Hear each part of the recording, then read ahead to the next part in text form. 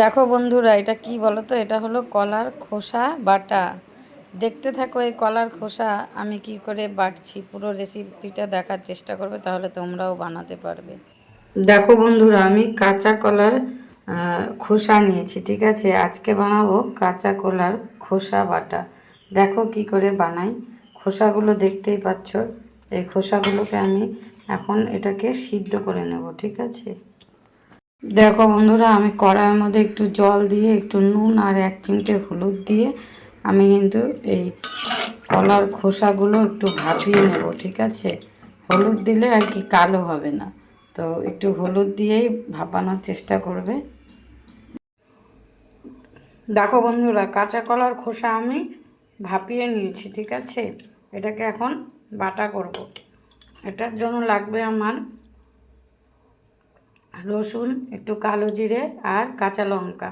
এখন এগুলোকে আমি সব একসাথে বেটে নেব।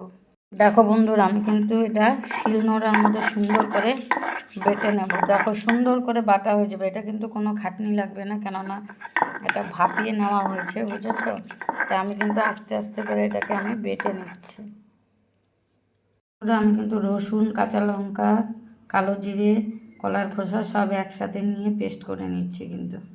দেখো বন্ধুরা, আমি কিন্তু কলার খোসাগুলোকে সুন্দর করে বেটে নিয়েছি। রসুন, কাঁচা লঙ্কা, কালো জিরে আর কলার খোসা বেটে নিয়েছি। এখন একটু কড়াই তেল দিয়ে এটাকে ভেজে নেব।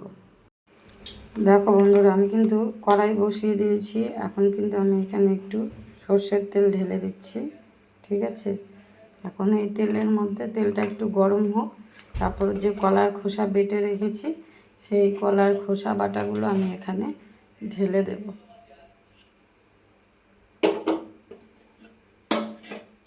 একটু সুন্দর করে একটু গরম হোক।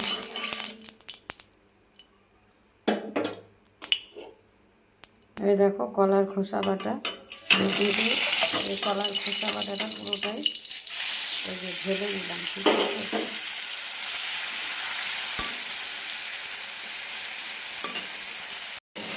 দেখো বন্ধুরা, আমি এখানে একটু নুন, একটু হলুদ, একটু লঙ্কার গুঁড়ো নিয়ে নিয়েছি। এখন যেটার মধ্যে বেটে রেখেছিলাম সেটার মধ্যে নিয়েছি। এখন এটা আমি একটু গুলিয়ে নেব, তারপর এটা আমি ঢেলে দেব।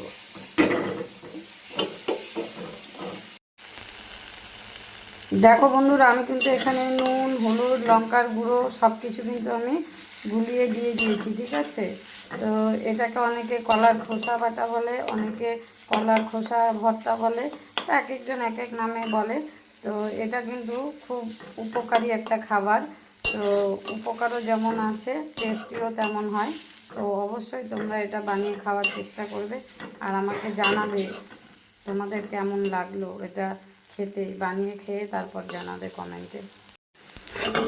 দেখো বন্ধুরা, আমার কিন্তু কলার খোসা বাটা হয়েই গেছে, ঠিক আছে? আমি এখন এটাকে নামিয়ে নেব। দেখো কত সুন্দর লাগছে দেখতে, তাই না? দেখো বন্ধুরা, তৈরি হয়ে গেল কিন্তু আমার কলার খোসা ভর্তা। কে কে খাবে চলে এসো, আর কার কার পছন্দ অবশ্যই কমেন্টে জানাবে।